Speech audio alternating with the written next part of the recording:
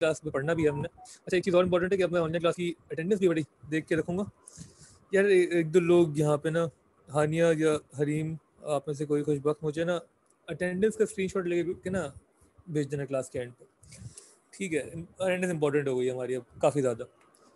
ठीक, हमने जो होमवर्क किया था इंटीग्रेशन बाय पार्ट्स का, तो वो ज़रा मुझे बता दें, उसमें किसी क्वेश्चन में कन्फ्यूजन है तो पूछ लें, वरना हम आगे बढ़ेंगे। इंटीग्रेशन बाय पार्ट्स का होमवर्क क्वेश्चन 3 पार्ट 2, ठीक है? बाकी लोग भी बता दें, मैं ज़रा आपके सामने वापस खोल लेता हूँ होमवर्क की शीट। इसमें जो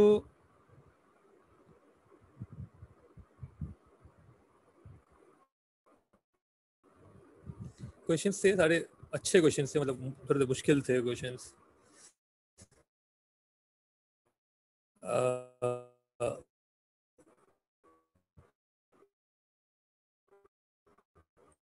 पहला वाला भी थोड़ा मुश्किल ही था।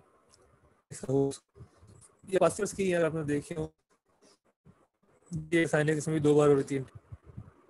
T2 - 17 ओवर E क्यूब है, ठीक है ना? ये शो हो गया था पार्ट 1, ठीक है? पार्ट 2 मतलब हम देख लेते हैं। N x over x cube, इसको भी जरा देख के करना था सॉल्व।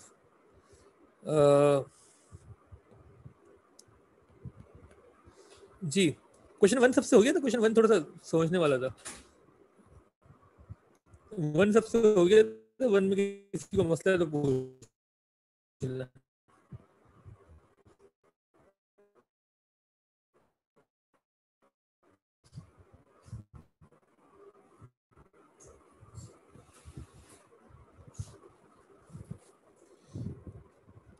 वन के पार्ट 3 मसला है sir, part 3 question 3 not part 2, ठीक है? पीडीएफ वाले में क्वेश्चन 1 एंड 3 सही है, 1 एंड 3 दोनों कर लेते हैं, ठीक है? 1 एंड 3 ही बोल रहे हैं ज़्यादातर, ठीक है?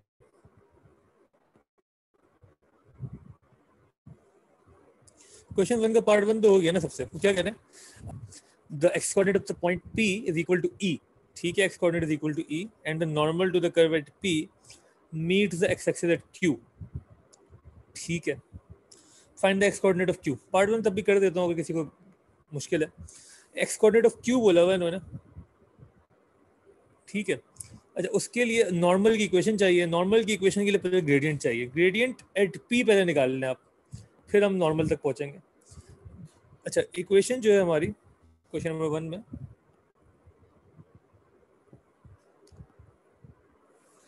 वो है y is equal to ln x का होल स्क्वायर, ठीक है? और ग्रेडियंट चाहिए तो मतलब डिफरेंशिएट करेंगे, dy ओवर dx।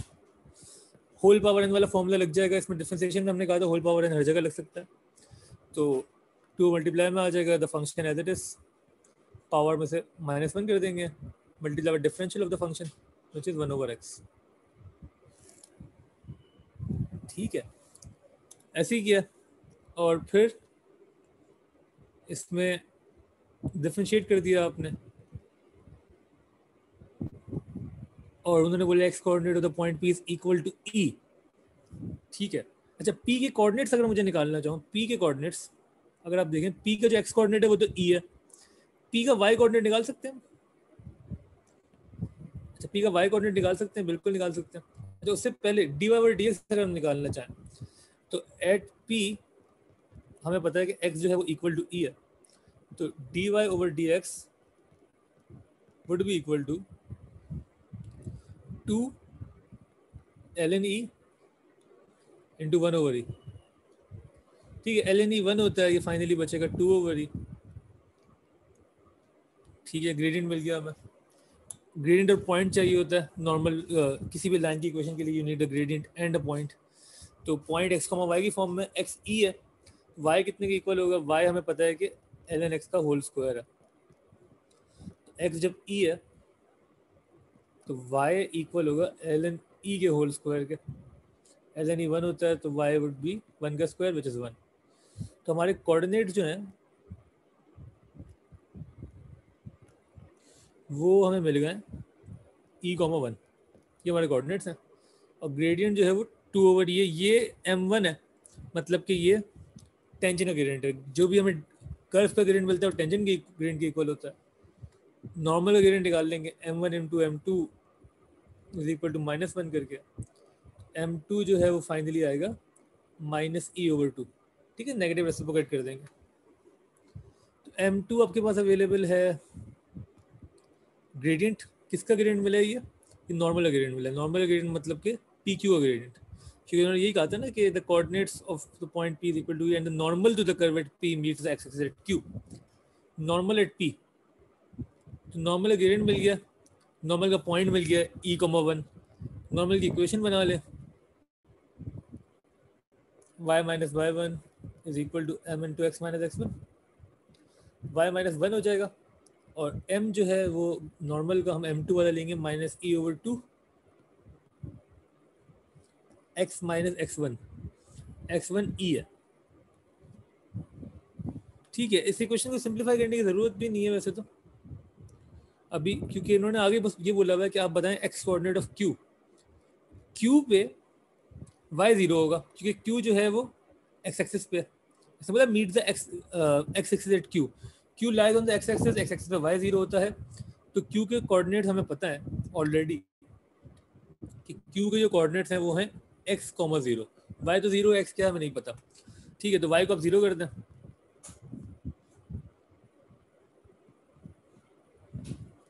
ठीक है। तो ये 2 और ये वहाँ चले जाएगा, ये बन जाएगा 2/e is equal to x minus e, x would be equal to e plus 2/e।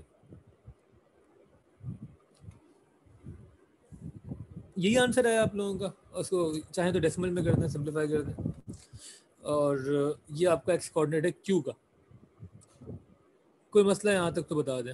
ये पार्ट 1 हो गया, काफ़ी लोगों ने सॉल्व ऑलरेडी किया हुआ था, लेकिन तब भी उन लोगों के लिए जिनसे नहीं हुआ देख लें, कोई कन्फ्यूजन है पूछ लें।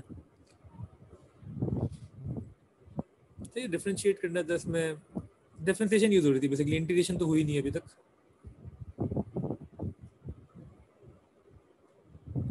ओके यहाँ तक तो ओके लिख के भेज दें, कोई कन्फ्यूजन है पूछ लें।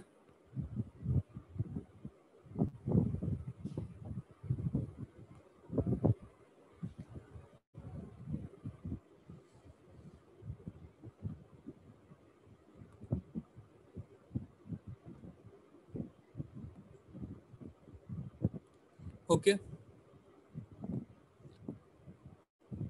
ठीक है, रिकॉर्ड भी हो रहा है ये, तो सब देख भी लेगा वापस। जिसका मुश्किल पार्ट है उसकी तरफ जाते हैं। अच्छा, पार्ट 2 में वो कह रहे हैं शो करेंगे इंटीग्रेशन ऑफ ln x। देखिए ना, इन्होंने ये आप पे आसान किया कि इंटीग्रेशन ऑफ ln x बता दी, वरना पार्ट 3 आपसे होता नहीं अगर पार्ट 2 नहीं आता। ये आपको याद होगा क्लास में हम कर चुके हैं ln x की इंटीग्रेशन। मैं फिर भी बता दूं एक बार, जब भी हमें इंटीग्रेट करना होगा ln x को, तो हम इसको करेंगे इंटीग्रेशन बाय पार्ट्स के थ्रू।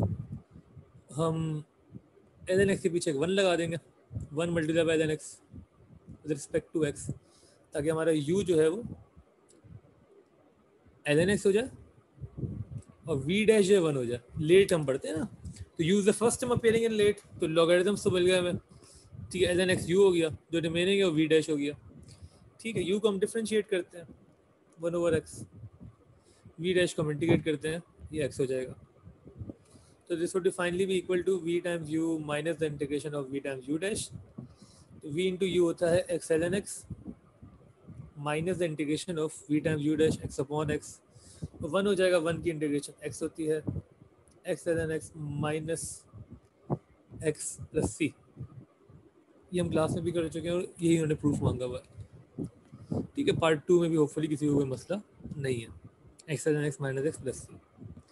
पार्ट 3 जरा देखने वाला था इसमें। Using integration by parts or otherwise, find the exact value of the area of the shaded region between the curve, the x-axis and the normal PQ। ठीक है, तो आपको ये एरिया चाहिए। अच्छा, इस एरिया में इम्पोर्टेंट ये है कि आपको पता हो यार, इसकी ना मैं इसमें कुछ हद तक अगर डायग्राम बनाने की हम कोशिश कर सकते हैं कि, तो वो कुछ ऐसे है, और इन्होंने एरिया ऐसे बनाया हुआ है,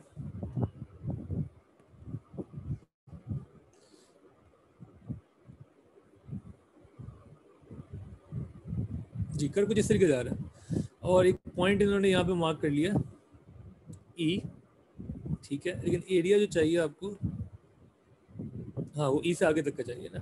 ठीक, वो एक ट्राइंगल भी बना दिया। ट्राइंगल कैसे बना कि वो पी क्यू से बना, यहाँ पी है यहाँ क्यू है। ठीक है, ये आपका नॉर्मल है, मतलब 90 डिग्री पे नॉर्मल है। ये आपका फंक्शन है जो भी कर्व है। ठीक है, अच्छा हमें एरिया चाहिए, कौन सा वाला, ये सारा एरिया और ये सारा एरिया। इस पूरे एरिया को हम डिवाइड करेंगे दो हिस्सों में। पहला एरिया इस पॉइंट से लेके ई तक, ये पॉइंट क्या हम देख लेंगे तो वो हमें मिल जाएगा।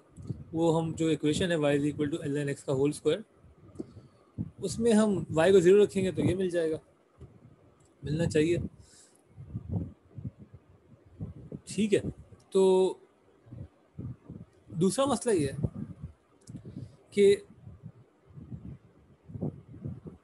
यहाँ से लेके यहाँ तक तो हम पहले इंटीग्रेट कर लेंगे तो हमें एरिया मिल जाएगा, लेकिन जो रिमेनिंग एरिया ये वाला, इस एरिया के लिए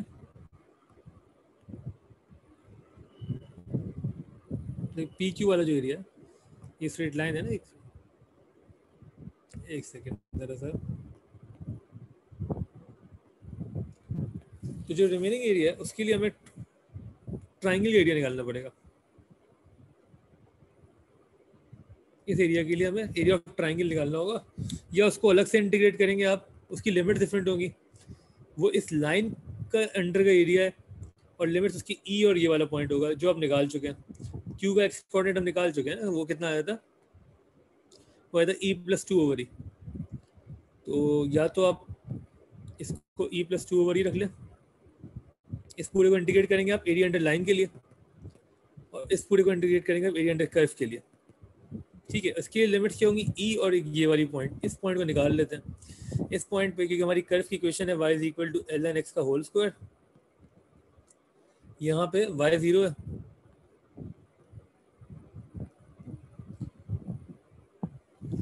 जी तो सॉरी एल एक्स की पावर 2 है ना। ठीक है, तो वो बचेगा l n x would be equal to 0। ठीक है, x कितना हो जाएगा e की पावर 0 और x would be equal to 1। तो यहाँ पे जो वैल्यू है वो है 1। सही है ना, इसको मार्क कर लेते हैं, ये है 1। तो पहले 1 से लेके e तक इंटीग्रेट करेंगे कर्व को, फिर आप e से लेके e प्लस 2 ओवर e तक इंटीग्रेट करेंगे लाइन को। ठीक है, एटलीस्ट इतना समझ में आना चाहिए आपको डायग्राम को देख के। आपने अगर पूरा 1 से लेके e प्लस 2 ओवर e तक इंटीग्रेट कर दिया कर्व को, तो ये सारा एरिया मिल जाएगा जो कि आपको नहीं चाहिए। सारा एरिया अंडर द कर्व नहीं चाहिए आपको। सही है, आपको area under the curve for limits 1 till e चाहिए, plus area under this line P Q for limits e and e plus 2 over e चाहिए। यहाँ तक बात समझ में आई तो ओके लिख के भेजें।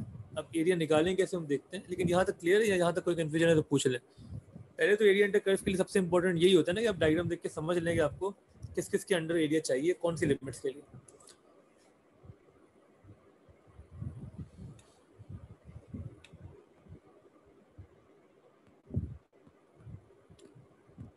यहाँ तक ओके, कोई कंफ्यूजन है पूछ लें।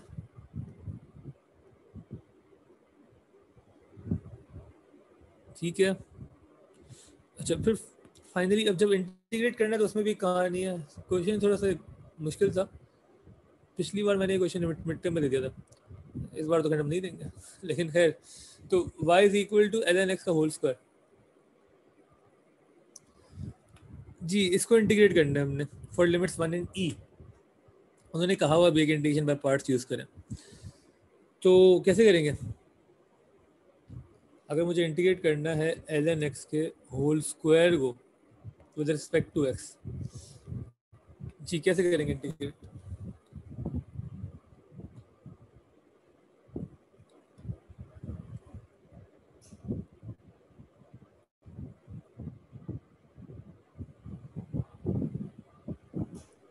सर इसको ब्रेक कर दें ln x into ln x में, ऐसा कुछ करें। आवाज सही से नहीं आ रही।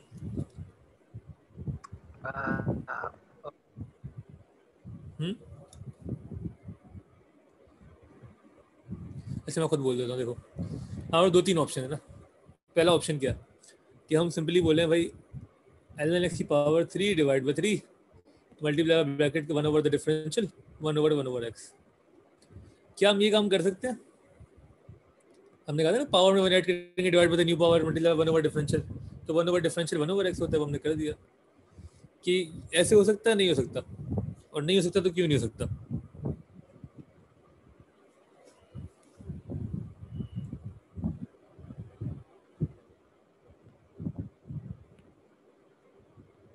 नहीं, बिल्कुल बेहतरीन। वो लीनियर फंक्शन नहीं है, लीनियर नहीं है इसलिए ऐसे नहीं हो सकता।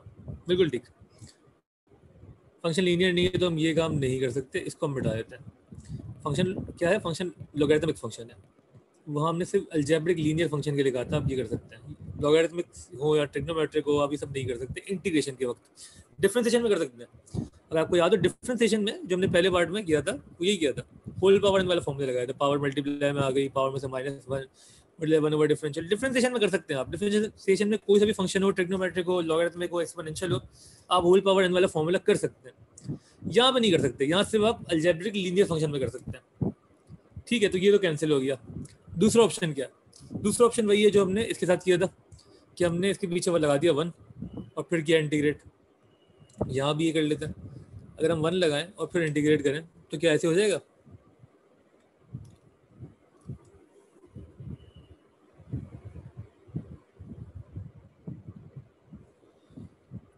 ऐसे नहीं होगा। क्यों नहीं होगा? क्या हो जाएगा?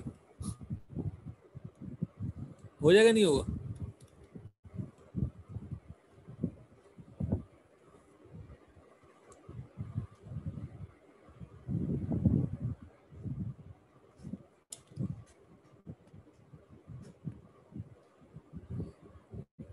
You will be ln x square linear है ln x into ln x। हाँ बिल्कुल बेहतरीन, यही करेंगे साथ।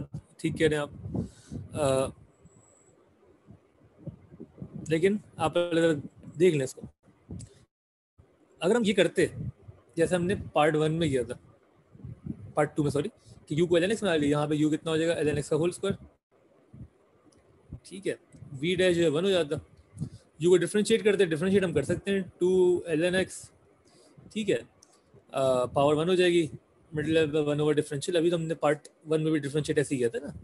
v डैश को इंटीग्रेट भी कर सकते हैं, v डैश का इंटीग्रल v हो जाएगा, वो x हो जाएगा। ठीक है, मसला क्या है? मसला ये है, चीज जब हम करेंगे ना v times u minus the integral of v times u dash, तो फिर हमें वापस से इंटीग्रेट करना होगा ln x को। तो कोई बात नहीं, कर लेंगे, आप चाहें तो कर लें ऐसे। तो v इंटू यू कितना हो जाएगा? x multiply by ln x का whole square minus the integration of v times u dash. ठीक है ना? तो v टाइम्स u डैश जो है वो कितना हो जाएगा? x into 2 ln x into 1 upon x। ठीक है, तो ये x और x खत्म हो गए, ये बचा x ln x का whole square minus the integration of 2 बाहर कर दें ln x। अच्छा, ln x की इंटीग्रेशन आप ढूंढ चुके हैं पार्ट 1 में, वो कितनी आई थी? वो ये आई थी x ln x minus x, x ln x minus x। ठीक है, तो एक ये तरीका है इंटीग्रेट करने का, कि 1 लगाएं और फिर 2 बार इंटीग्रेशन बाय पार्ट्स करें। ठीक है, कि ये दूसरी बार इंटीग्रेशन बाय पार्ट्स ही हुई है ना यहाँ पे, वो हमने डायरेक्ट कर ली क्योंकि हम पार्ट 2 में कर चुके थे।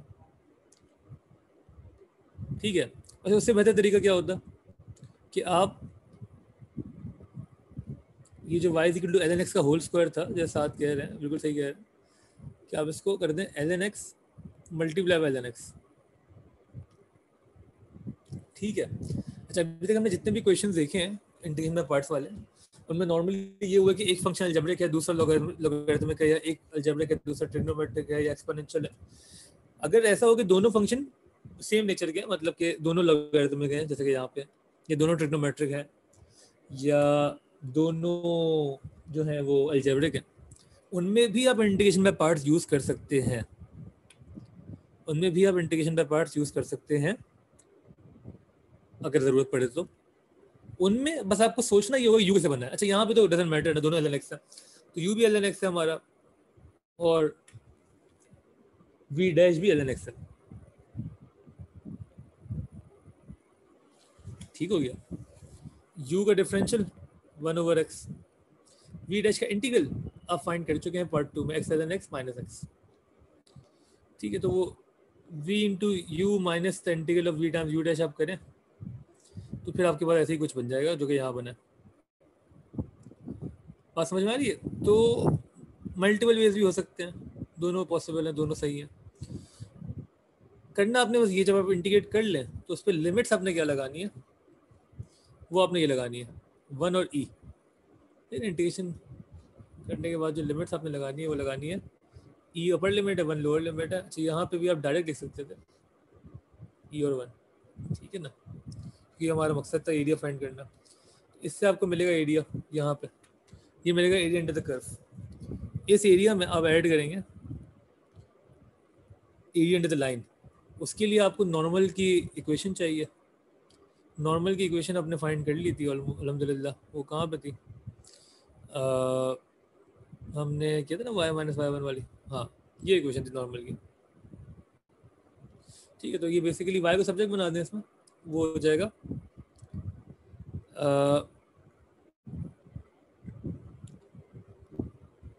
Minus E upon 2 times x plus E square upon 2 plus 1। ठीक है, ये आपकी नॉर्मल की इक्वेशन है। इसको भी इंटीग्रेट करना है, तो यहाँ लिख लेते हैं। अच्छा ये ना इंटीग्रेट करना ज़्यादा मुश्किल लग रहा है, क्योंकि फिर इसमें भी इंटीग्रेशन का पार्ट लगेगा, एक्सपोनेंशियल और अलजेब्रिक साथ आ गया। तो इंटीग्रेट ना करें। इंटीग्रेशन से बेहतर तरीका पता है क्या हो जाएगा? क्या हो जाएगा? वो हो जाएगा एरिया ऑफ दिस ट्राइंगल। ये जो ट्राइंगल बना है ना, वर्टिकल ट्राइंगल बन रहा है, आपको दिखा भी देता हूँ यहाँ पे। ये जो आपकी डायग्राम है, यहाँ पे बिल्कुल वर्टिकल लाइन बनाई है ना हमने, पी से बिल्कुल नीचे लेके आ गए तो ई हो गया, क्योंकि X coordinate of P was E. ठीक है, तो ये जो ट्राइंगल है ई पी और क्यू को जो मिला के ट्राइंगल बन रहा है, उसका अगर हम डायरेक्ट एरिया निकाल लें तो बेहतर है।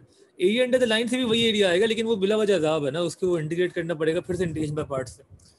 ठीक है, वो उससे भी किसी ने किया तो ठीक है, लेकिन वो लंबा काम हो जाएगा, फिर आपको क्विज में सिर्फ एग्जाम में एक ही सवाल हो पाएगा। ठीक है, हमें बहुत कुछ करना है।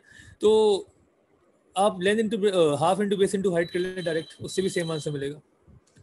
हाइट कितनी है इसकी, जो पी का वाई कोऑर्डिनेट था, पी का वाई कोऑर्डिनेट आपने 1 निकाला था, सही है ना, ई इसमें इनपुट किया तो 1, तो हाइट 1 है इस ट्रायंगल की। ब्रेथ कितनी है, बेस कितनी है, ई प्लस 2/e माइनस ई करेंगे तो आपको ये मिल जाएगा 2/e। ठीक है, तो बेसिकली ये ट्राइंगल है पी क्यू वाला।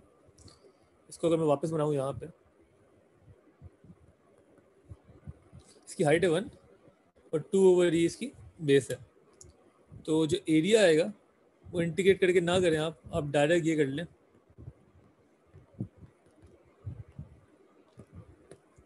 कि plus half into base into height. Base जो है वो 2/e है, हाइट 1 है। ठीक है, तो वो कितना हो जाएगा, वो डायरेक्ट बचेगा 1/e। 1/e आपने ऐड करना है ऊपर वाले एरिया में, तो आपको फाइनल एरिया मिल जाएगा। ठीक है, ऊपर वाला एरिया किसी ने निकाला हुआ है तो मुझे इसका आंसर बता दो कितना आ रहा है, ये लिमिट डालने के बाद। कोई कंफ्यूजन है यहाँ तक? अच्छा सवाल है ये, काफ़ी बहुत सारी चीज़ें इसमें टेस्ट हो गई हैं, एरिया भी हो गया, सब कुछ हो गया। कुछ पूछना है तो पूछ लें प्लीज़। और ये जो मैंने बात की है ना कि आप एरिया अंडर ट्राइंगल से निकाल लें, ट्राइंगल से भी सेम एरिया आएगा, area under the line using integration से भी सेम एरिया आएगा। ये एएस हमने करके देखा काफ़ी बार, A2 में भी आपको मैं बता रहा हूँ सेम आएगा। अगर आप चाहें तो उस पूरी लाइन को इंटीग्रेट करें, इंटीग्रेशन बाय पार्ट्स वगैरह सब कुछ लगा के, क्योंकि इसकी जो इक्वेशन है वो बड़ी खतरनाक बन रही है ना, ये इक्वेशन है। इसको इंटीग्रेट करने में पहले ये वाला पार्ट बाय पार्ट से होगा, ये तो डायरेक्ट हो जाएगा, ये भी डायरेक्ट हो जाएगा। ठीक है, फिर इन तीनों पे आप लिमिट्स लगाएंगे, लिमिट्स आप लगाएंगे ये e plus 2/e and e। ठीक है, तो बड़ा मुश्किल हो जाएगा ना, काम लंबा हो जाएगा। आपको डायरेक्ट ट्राइंगल दिख रहा है, half into base into height कर लें।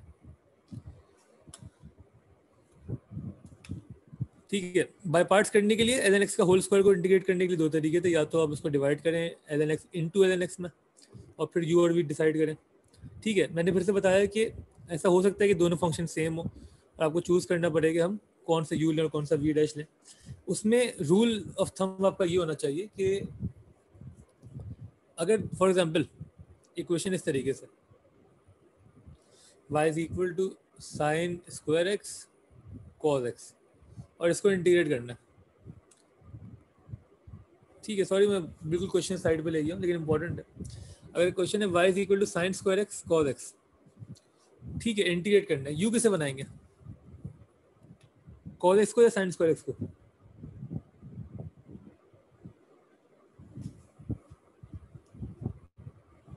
यू किसे बनाएंगे? अगर मुझे इंटीग्रेशन में पार्ट लगानी है यहाँ पे, अब दोनों ट्रिग्नोमेट्री हैं तो लेट तो लग नहीं रहा, यू किसे बनाएंगे, साइन स्क्वायर एक्स को या कॉस एक्स को?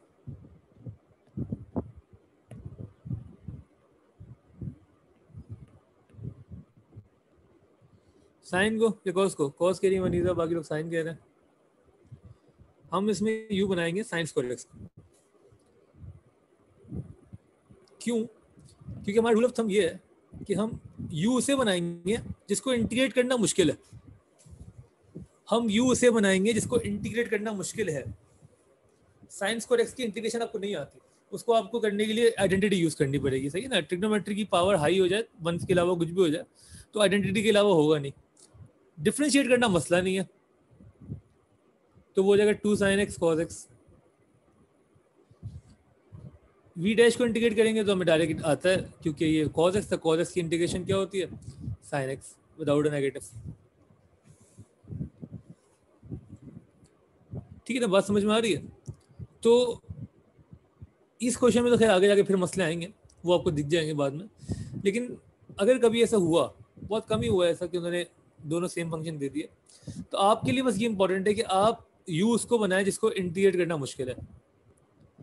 ठीक है, यहाँ पे भी जो हमारा लेट का जो रूल है वो यही है ना, सबसे ज़्यादा मुश्किल लॉग को इंटीग्रेट करना है, सबसे कम मुश्किल है, सबसे आसान एक्सपोनेंशियल को इंटीग्रेट करना है।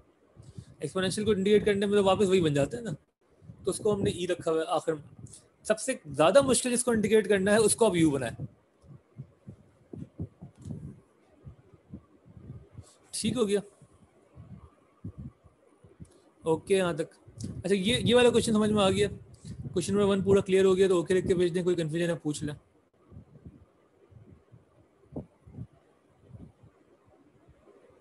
सही, 10 मार्क का सवाल था, पूरा प्रॉपर सवाल था, मुश्किल सवालों में काउंट होता है। क्लियर है? कुछ पूछना है पूछ लें, क्लियर तो ओके लिख के भेज दें।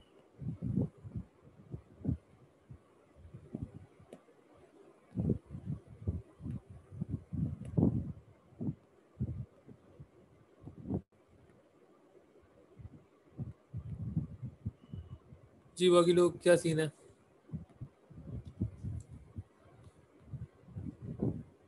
सुहेब, उमर, सिमरा, सिमरा, सारिम, साद, नबील, अजान, मुजम्मिल, लालैन, खुशबख्त, मोहम्मद, हरीम, हानिया, फातिमा। ओके,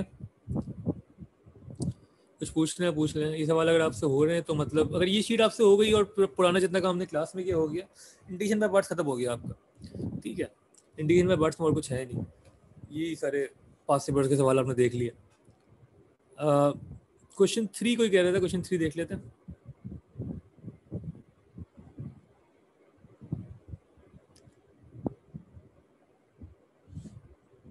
क्वेश्चन 1 में सब ओके है, किसी को कोई मसला नहीं है।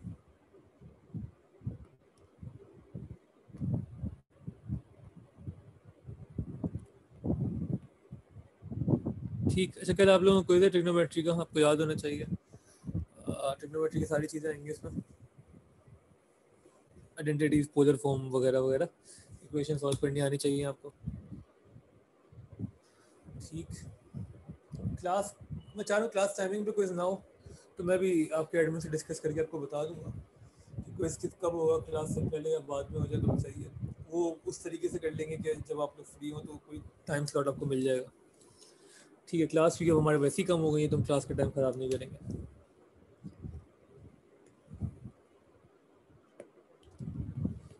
ठीक है, तो क्वेश्चन नंबर 3 कह रहे थे आप, 3 में डायग्राम गिवन है. The diagram shows the curve y is equal to x square e power minus x. Show that the area of the shaded region bounded by the curve, the x-axis, and the line x equal to 3 is equal to 2 minus 17 over e cube.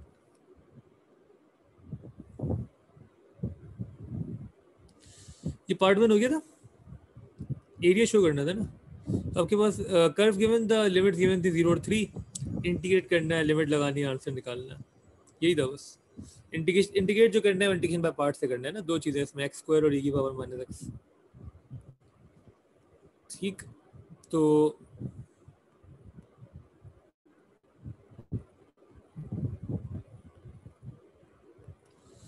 Question number 3 part 1, आपने integrate करना है x square e power minus x को with respect to x, और limit जो लगानी है वो लगानी है 0 और 3.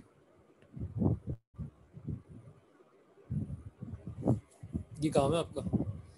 u जो है इसमें क्या होगा, एक्स स्क्वायर होगा लेट की फॉर्म में, ठीक है ना. v डैश जो है e पावर माइनस एक्स होगा. इसको हम डिफरेंशिएट कर देंगे, 2x हो जाएगा.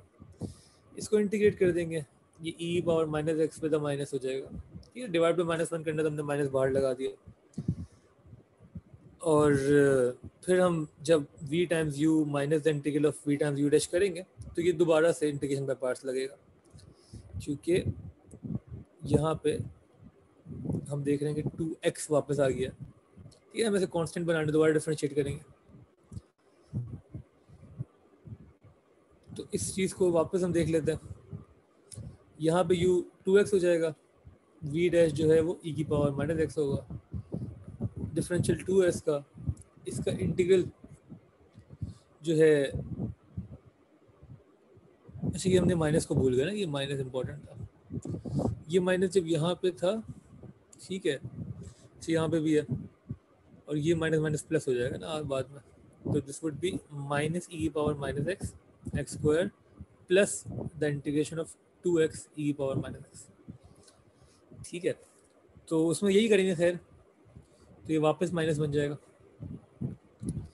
This would be equal to, अच्छा मैं वापस यहाँ से कंटिन्यू कर रहा हूँ, तो ये है इक्वल टू माइनस e की power minus x x square plus, अब इस पूरे की इंटीग्रेशन की जगह हम लिख रहे हैं v टाइम्स u, तो v इंटू यू वो हो जाएगा e power minus x with a minus into 2x. ठीक है, plus the integration of v times u dash, तो माइनस e की पावर माइनस एक्स इंटू 2. अभी माइनस प्लस वाला चक्कर खत्म करते हैं. सही ना, इस माइनस को बाहर कर दें, इसको भी बाहर कर दें, -2 बाहर रखें, e पावर माइनस एक्स यहाँ पे रखें, तो जगह minus e power minus x x square minus e power minus x 2x, और e पावर माइनस की इंटीग्रेशन जो है वो हो जाएगी माइनस e की पावर माइनस एक्स, तो प्लस हो जाएगा 2. ठीक है, तो ये इसकी बेसिक इंटीग्रेशन है इस पूरे फंक्शन की. ये होपफुली हम सबको आती है, और ये किसी ने पूछी भी नहीं थी, तो हम अज्यूम यही करेंगे कि सबको आती है. खैर, कोई मसला है इसमें तो पूछ लें. इसकी जो लिमिट्स हैं वो 3 और 0.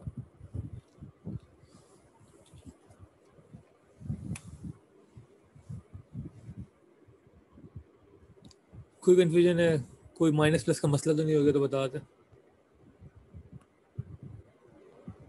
क्लियर तो होके लिख के भेज दें.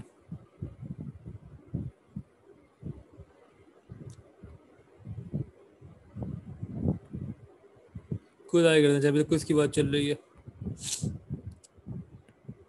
नहीं, ग्राफ नहीं आएगा, ग्राफ की टेंशन नहीं ले.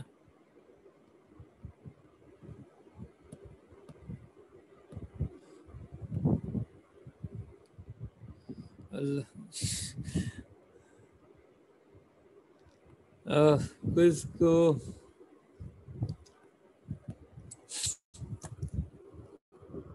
कितना आगे करेंगे यार. तुम लोग फ्राइडे को आओगे? फ्राइडे को आके दे दो क्विज, कल नहीं देना तो. वैसे कितने लोग बोल रहे हैं? 2-3 ही लोग बोल रहे हैं, काफी ज्यादा बार बोल रहे हैं मेरे ख्याल से, तो मुझे लग रहा है ज्यादा लोग बोल रहे हैं। खैर यार, मैंने अनाउंस कब किया था? कोई लास्ट वीक किया था ना? लास्ट वीक किया था, और आप लोगों के पास 3-4 दिन प्रॉपर छुट्टी के आए हो, आज का दिन भी है, तो भी आप कह रहे हैं।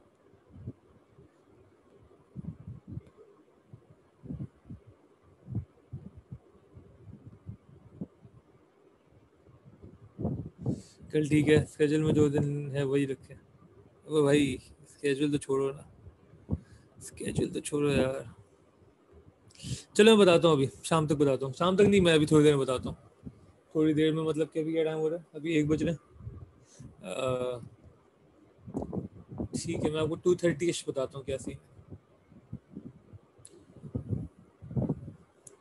ठीक।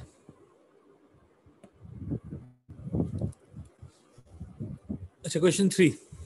ठीक है, पार्ट 1 का आंसर बता दें प्लीज। ये प्रूव ही करना था मेरे ख्याल से, तो यही आना चाहिए जो हमने किया है, अनलेस कि हमने कोई गलती की है। 2 - 17 ओवर ई क्यू।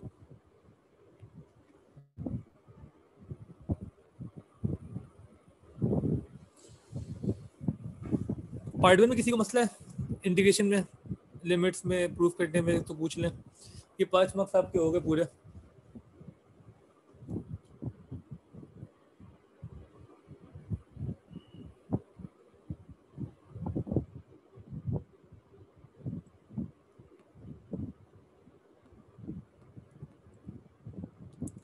पार्ट 2 में वो कह रहे हैं find the x coordinate of the maximum point M on the curve.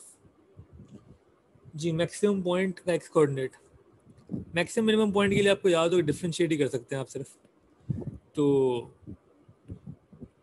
जो आपकी कर्व की इक्वेशन थी, y इज इक्वल टू, ये पार्ट 2 है ना, एक्स स्क्वायर ई की पावर माइनस एक्स, इसको डिफरेंशिएट कर दें और इक्वल टू 0 कर दें। लेकिन यहाँ पे आपका प्रोडक्ट रूल लगेगा।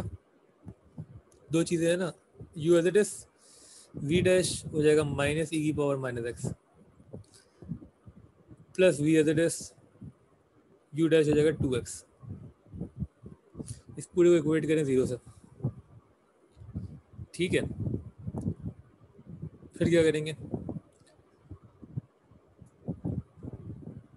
आप चाहें तो ई की पावर माइनस एक्स को कॉमन ले लें, ताकि minus x square plus 2x अलग से बच जाए, वो इक्वल टू 0 है। तो या तो ई की power minus x equal to 0 है, या माइनस एक्स स्क्वायर जो है वो इक्वल है माइनस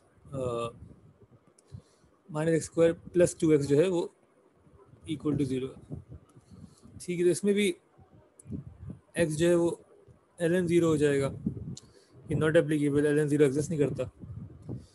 यहाँ पे अगर आप x कॉमन लें तो माइनस एक्स प्लस 2 बचेगा इक्वल टू 0। x या तो 0 के इक्वल आएगा या -2 के इक्वल आ रहा है। -2 तो नहीं आना चाहिए यार, ये तो पॉजिटिव नंबर आना चाहिए कोई। क्या मसला है इसमें? X coordinate of the maximum point m तो पॉजिटिव आना चाहिए ना यार, और नेगेटिव क्यों आ रहा है?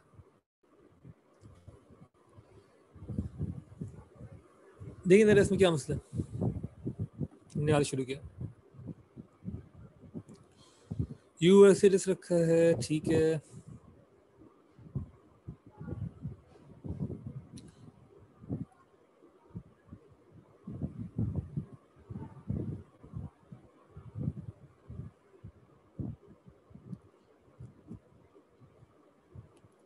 एक तो 0 आ रहा है, 0 तो मेरे ख्याल से मिनिमम पॉइंट हो जाएगा। ये वाला पॉइंट है जो ओरिजिन पे टच कर रहा है, x इक्वल टू 0 पे मिनिमम हो रहा है, मैक्सिमम m पे हो रहा है। m पे कोई पॉजिटिव नंबर आना चाहिए ना यार, 2 तब भी सही होता, -2 तो गलत है। क्या मसला है भाई इसमें?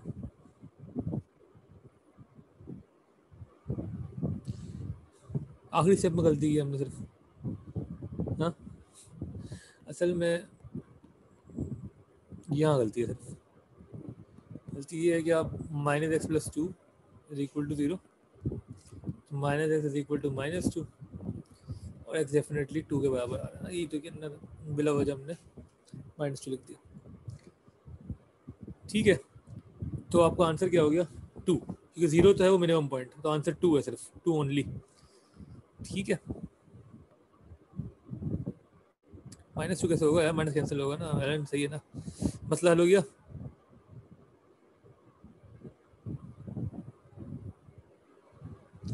मैनेजमेंट ने मेहनत की है स्केड्यूल में बना के, सही बात तो ठीक है वैसे।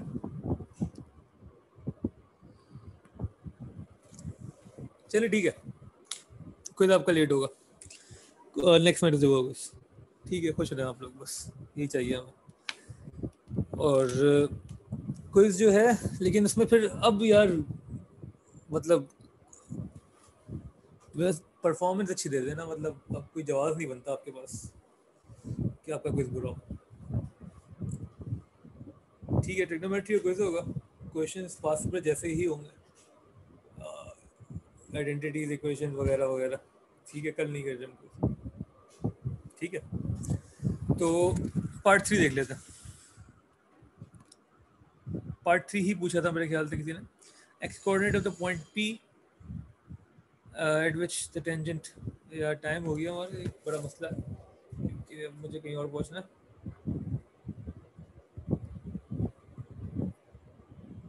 ठीक है यार, पार्ट 3 का सोल्यूशन किसी ने किया हुआ तो प्लीज़ वो यहाँ भेज दे, नहीं तो मैं खुद करके भेज दूंगा वो ग्रुप पे। ठीक है, अब मुझे फिर मैं निकलना है किसी और जगह के लिए।